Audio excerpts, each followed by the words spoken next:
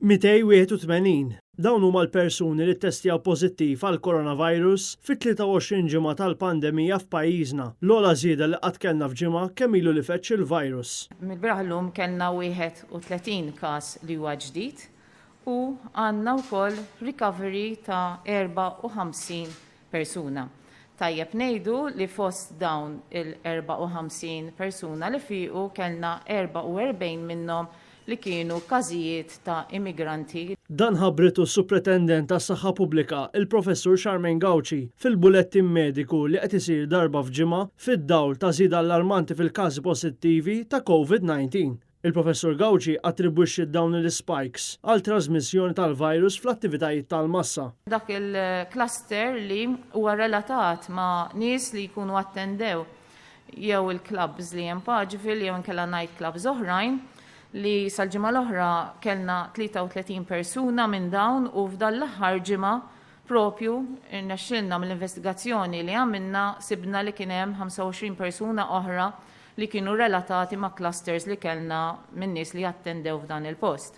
Fl-aħħar ġimgħat kollox ħarġu 34 każ pożittiv minn festa lokali, 17-il każ minn skejjel tal-Ingliż, magħhom hemm 29 każ pożittiv minn clusters ta' festini tal-familja, 5 minn dar tal-anzjani, 5 oħra minn fabrika, 12 minn 3 postijiet tax-xogħol, 4 minn attivitajiet sportivi u 3 minn ristorant. Ħafna mill-każi attivi ta' dawn l-aħħar ġimgħat laqtu l-faxxa żagħżugħa iżda Charmaine Gauci wissiet li issa qed jibda jinħass l-impatt fuq l-anzjani u l-vulnerabbli. Is-sitwazzjoni qed turina li bil-mod il-mod qed ikollna anzjani wkoll li issa qegħdin jibdew ukoll jimirdu bil-COVID u għalina hija dik xi ħaġa li hija inkwetanti.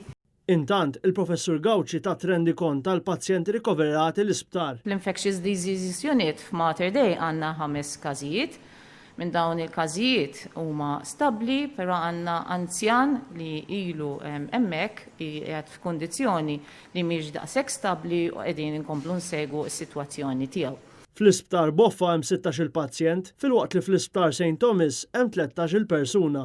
Dan apparti 12-il każ pożittiv f'Monte Carmeli. Hemmhekk kellna outbreak fejn kellna 8 pazjenti u 4 mill-istaff li bażikament dawn ħarġu pożittivi. Intant, bħalissa hemm 77 ħaddiem f'Monte Carmeli fi kwarantina. Dawn jinaqdu ma' madwar 1200 persuna fi kwarantina f'Malta u Għawdex. 144 minnhom ħaddiema fil-kura tas-saħħa b'56 minn Mater Dei.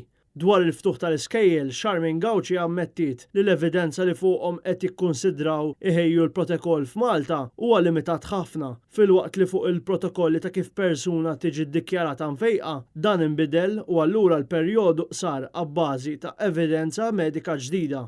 Il-Professur Gauci ha spjegat ukoll kif Malta mhux qed tikkonsidra tixtri l-vaċċin mir-Russja. Finalment, kien ikkonfermat li qed ikun ikkonsidrat li pajjiżna mill-ġdid jiddikjara emerġenza tas-saħħa pubblika.